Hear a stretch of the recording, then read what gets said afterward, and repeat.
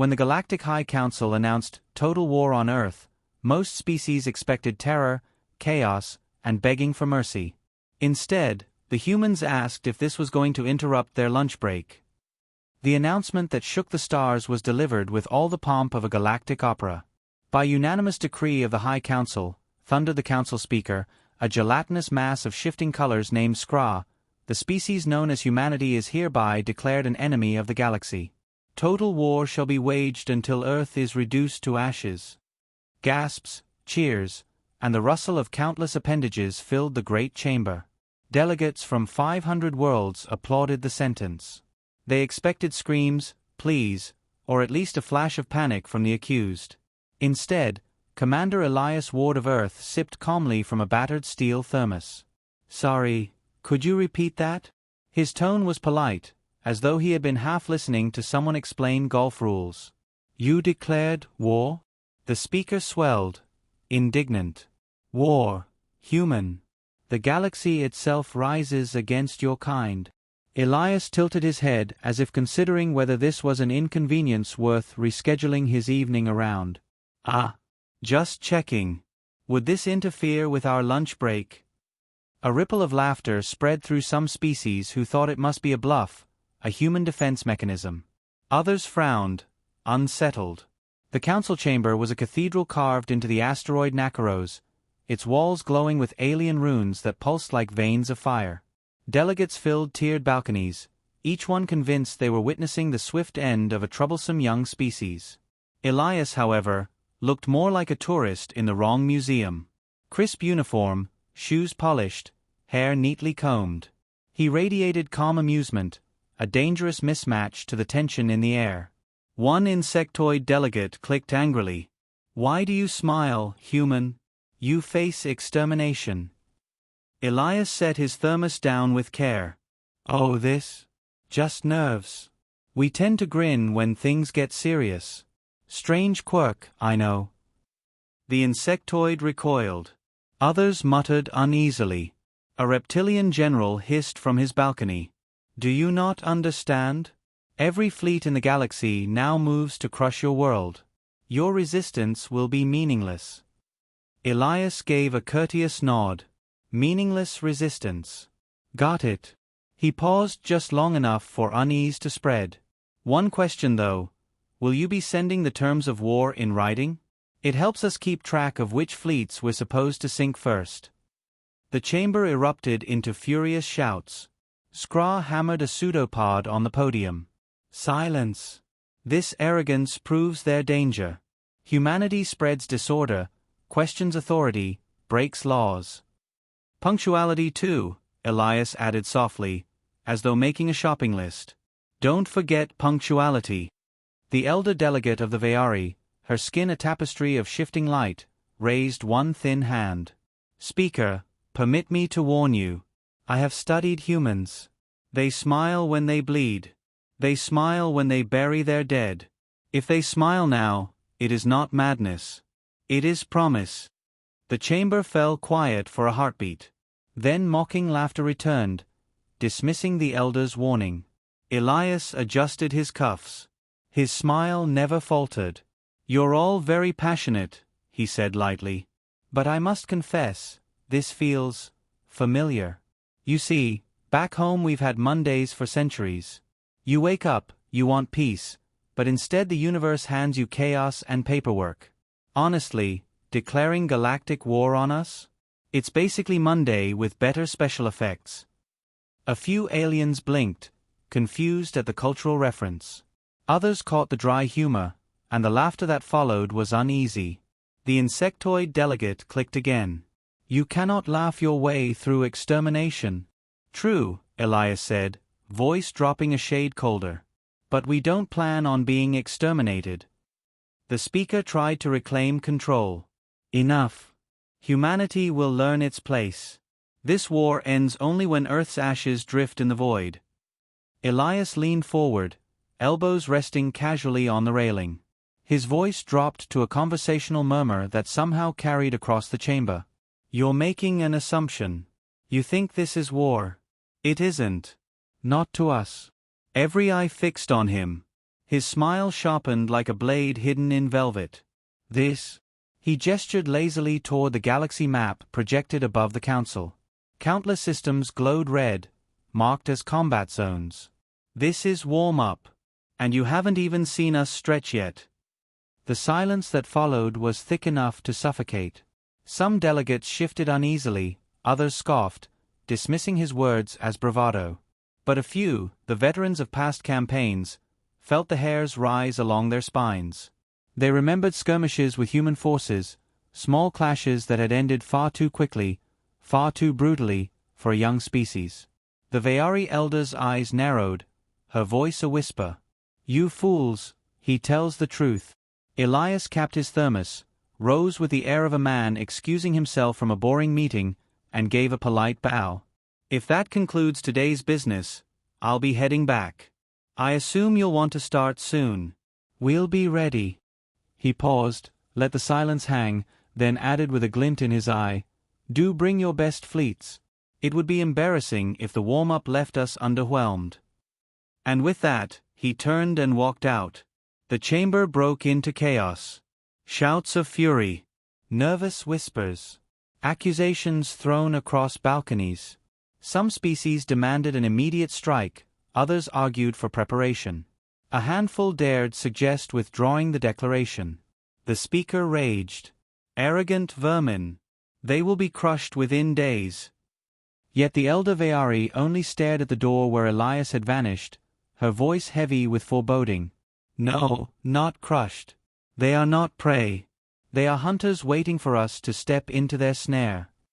But her warning was drowned in the storm. As Elias left the chamber, his aide, another Terran officer who had been silent throughout, leaned closer. "Commander, you enjoy rattling them far too much." Elias chuckled, slipping the thermos back into his coat.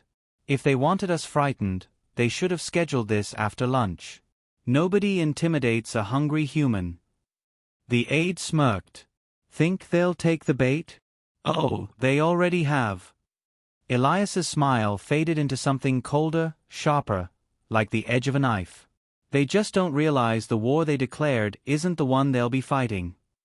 And with that, Earth's envoy strolled into the void of space, leaving the galaxy to choke on its own war drums. The galaxy had rarely seen a fleet so vast. 5,000 ships from 12 empires assembled in the void outside Sol, their combined firepower enough to level continents. To the coalition, it was not a battle formation, it was a funeral procession. Admiral Kreth of the Scorvi stood on his bridge, mandibles twitching in satisfaction. "Earth will fall before the first cycle ends. This war will be remembered as swift and decisive." A junior officer glanced at the tactical display.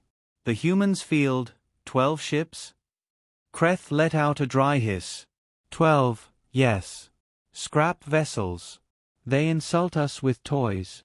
On the human side, Commander Elias Ward leaned back in his chair aboard the Resolute, his uniform jacket unbuttoned, a steaming mug of coffee in his hand. Around him, Terran officers ran checks with casual efficiency.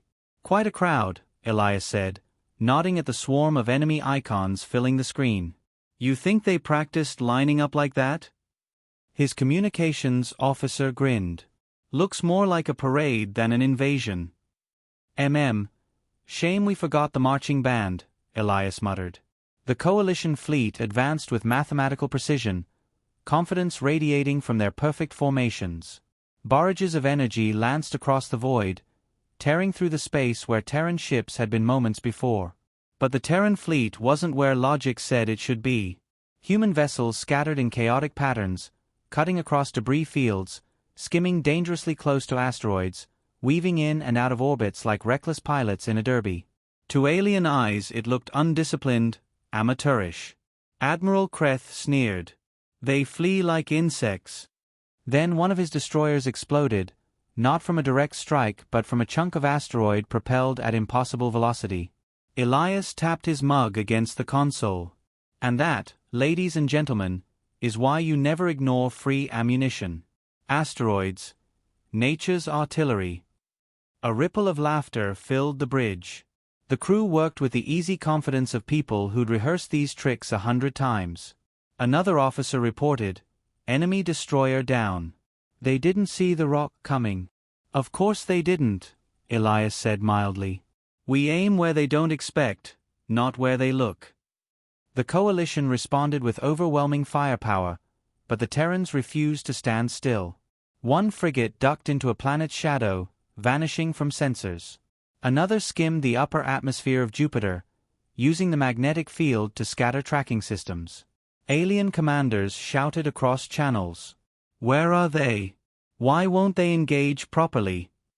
To them, war meant two fleets locking horns in honorable combat. To humans, war meant making the enemy curse physics.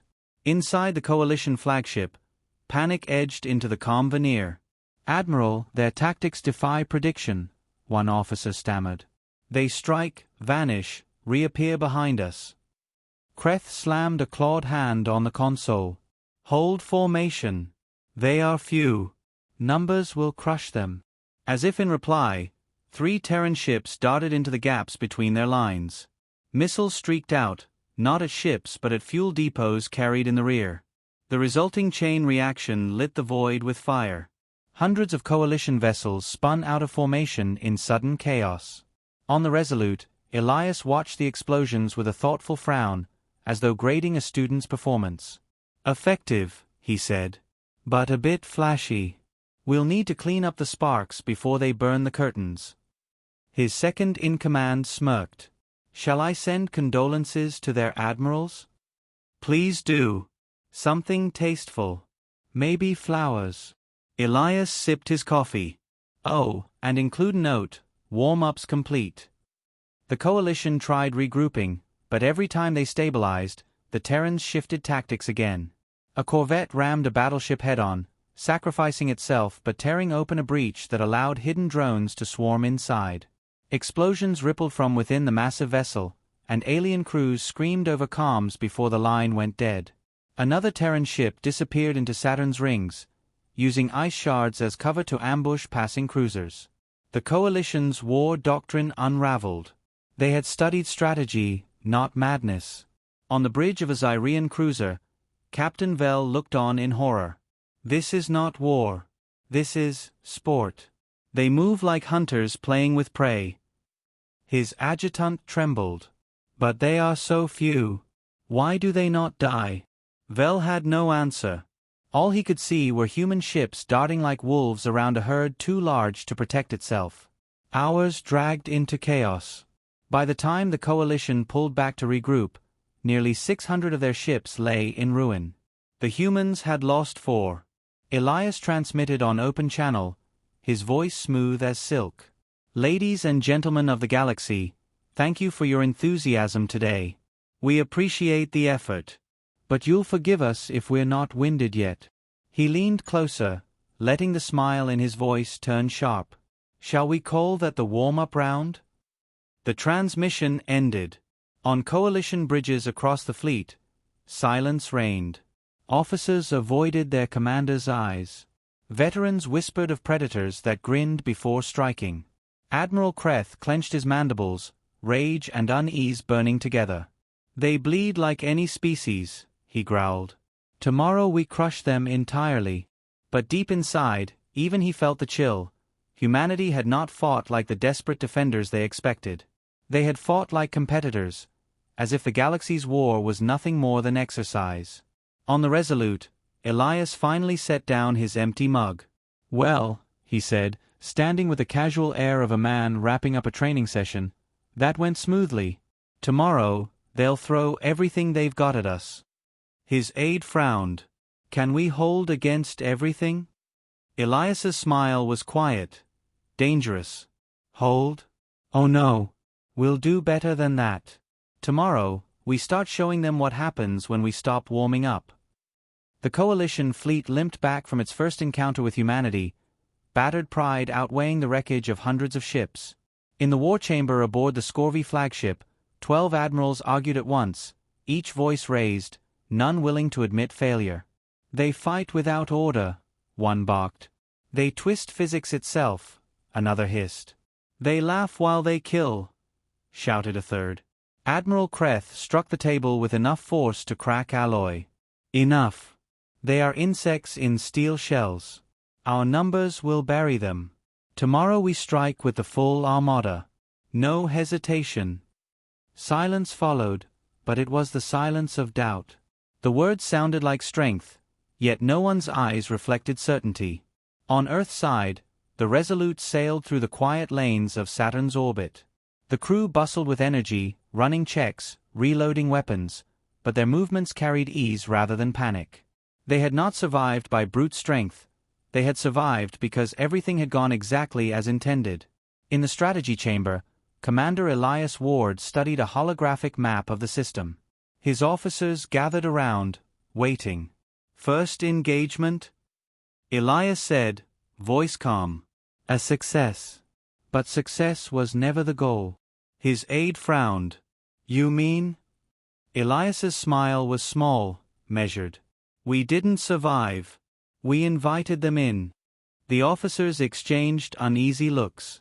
Elias tapped a command, and the map shifted. From empty space, dozens of hidden signals flared. Dormant shipyards buried in asteroid belts, cloaked defense stations powered down to mimic dead rock, minefields disguised as debris fields. The humans had been building for decades. While the galaxy dismissed Earth as insignificant, Terrans had quietly transformed their backyard into a killing ground. One officer exhaled. They walked straight into the web. Exactly, Elias said. Predators don't waste energy chasing prey across the forest. They wait until the prey gathers where the teeth are sharpest. Another officer chuckled nervously. And they volunteered by declaring war. Elias lifted his mug. To generosity. In the coalition war chamber, the Veari elder sat apart from the bickering admirals, her luminous skin dimmed in sorrow. You fools, she whispered. Can you not feel the pattern? They let you strike. They let you gather. They want all of you here. Admiral Kreth snarled. Superstition. They bleed as we bleed. The elder's eyes glimmered. Yes. But tell me, when was the last time you saw prey grin before the blade fell? No one answered. Back aboard the Resolute, the crew reviewed the next phase. We'll feign retreat tomorrow, Elias instructed. Make them chase us toward the asteroid fields. Once they're in range, the hidden platforms wake up. Every gun, every drone, every slingshot rock we've prepared, it all goes live. A lieutenant hesitated. Sir, the scale. It could cripple the entire armada. That's the idea. Elias's tone was even, almost gentle. This war was never about surviving. It was about teaching the galaxy what happens when you declare extermination on humanity. The lieutenant swallowed. Sir, what if they realize the trap? Elias's smile was cold steel hidden behind warmth.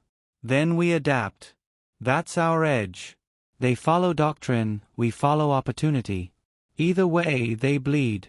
The following day, the armada advanced again, greater numbers assembled, fresh fleets pouring in from distant sectors. From their vantage, humans looked cornered, dwindling, desperate.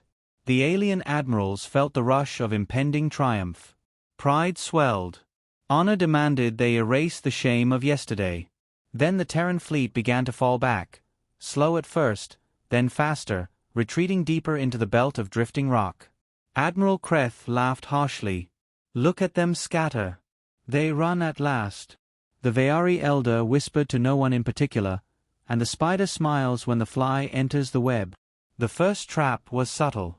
Coalition cruisers pursued too far and found their engines disrupted by invisible fields, mines disguised as derelict satellites. Explosions rocked their lines, scattering order. Before the admirals recovered, dormant platforms hidden in the asteroids powered on. Thousands of automated cannons lit up the void, firing in synchrony, carving burning lines through warships unprepared for crossfire. Panic tore through alien formations. On the Resolute's bridge, Elias watched calmly. They'll think this is our surprise, he murmured. But this is still rehearsal. Coalition officers screamed over comms. Shields collapsing. We are surrounded, how? It's a trap. The humans. Static swallowed their voices as fire consumed their ships. Admiral Kreth roared at his fleet to hold position, to regroup, to crush the Terrans by sheer force. But already, chaos unraveled his control. The humans had turned space itself into a weapon. In the strategy chamber of the Resolute, Elias addressed his officers, voice low and precise. By tomorrow, they will know this was never war. This was a demonstration. Every admiral here, every captain, they will reveal how they fight, how they command, how they panic. We're cataloging it all. His aide's eyes widened. You mean, this is intelligence gathering? Elias nodded. You can't fight the galaxy one empire at a time. Too messy. Better to make them come to you, reveal every tactic at once. Then the real war begins, with us holding the playbook. Out in the void, the coalition scrambled to retreat. Thousands of ships had come, but hundreds already burned. The rest limped, scattered, confused. Yet even in retreat, they carried fear home with them. The story of humans turning a battlefield into a training ground would spread faster than fire through dry grass.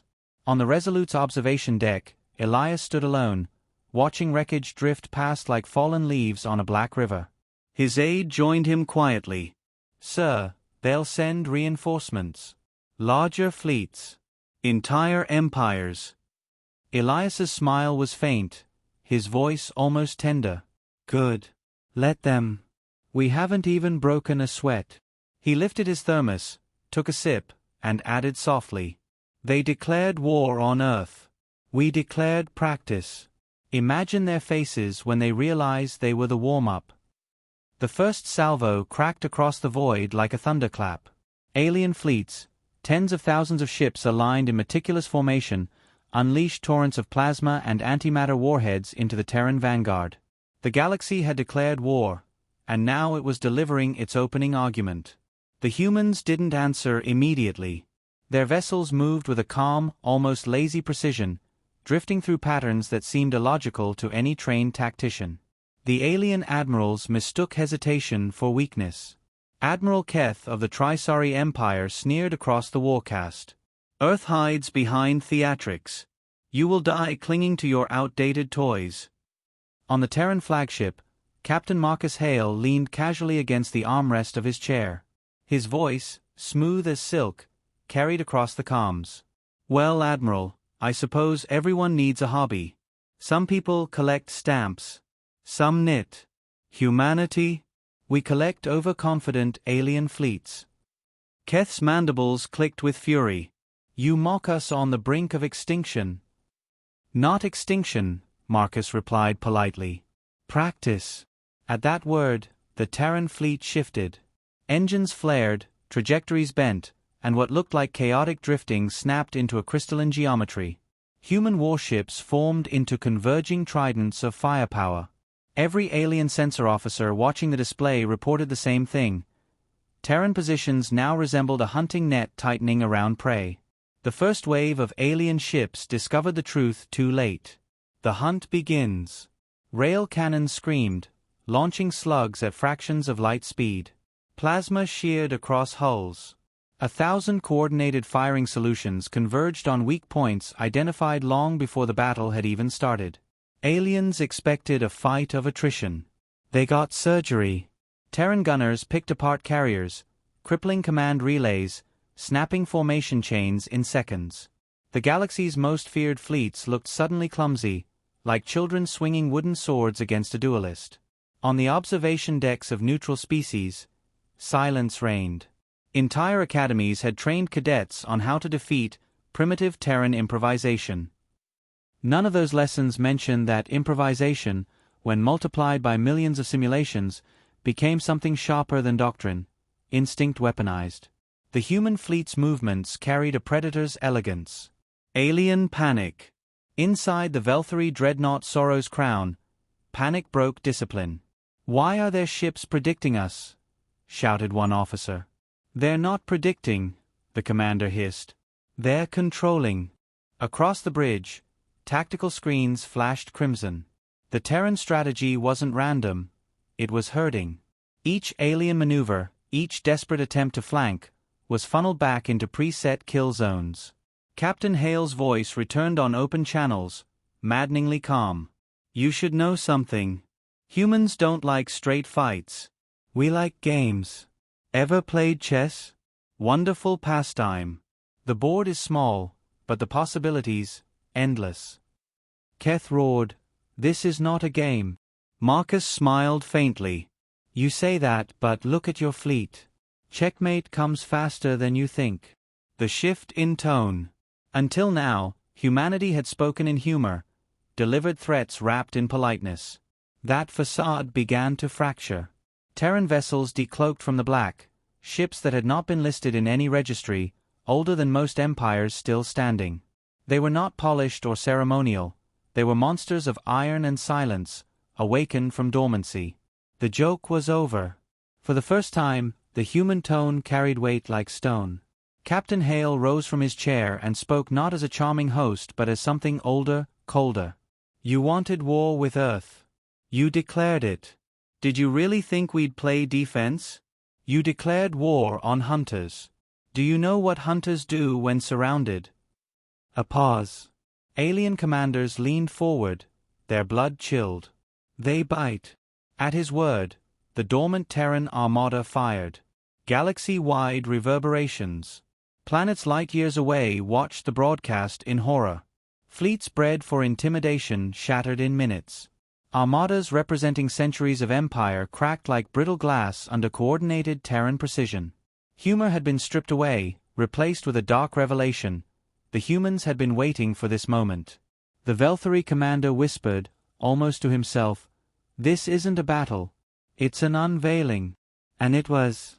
For decades, Earth had hidden technologies under the guise of inefficient development, mocked as backwards. In truth, those technologies were bait, masking advancements that no alien had ever catalogued. Weapons designed not to fight fairly, but to dismantle doctrines. The trap revealed. As the last alien cruiser broke formation, trying desperately to retreat, the void shimmered. Thousands more Terran ships decloaked, not reinforcements arriving late, but vessels that had been there from the beginning, silent and unseen. The trap wasn't just tactical. It was galactic. The declaration of war had been anticipated, even welcomed. Marcus Hale addressed the galaxy directly now, every word carrying the quiet inevitability of a gavel strike. "You believed Earth was small. You believed we were naive. But here's the truth. We've been planning this for longer than you've existed. You didn't corner us. You stepped into our hunting ground." Final push. The Terran fleet tightened, slicing through what remained. Alien screams filled comms, not from pain but from realization. The galaxy had thought itself mighty. Instead, it had walked into humanity's rehearsal. By the end, silence reigned where armadas once stood. Marcus exhaled, almost casually. "Not bad for a warm-up. Who's next?" The humans didn't cheer. They didn't gloat. They simply reset, already preparing for the inevitable second wave. To them, this wasn't triumph. It was Tuesday. Closing beat. In council chambers across the stars, alien rulers sat in paralyzed silence. Every calculation of power had been upended. Humanity had been underestimated, mocked, dismissed. Now, the galaxy faced a new question. If this was their warm-up, what would the real fight look like? No one wanted the answer. But humanity did. And they were smiling.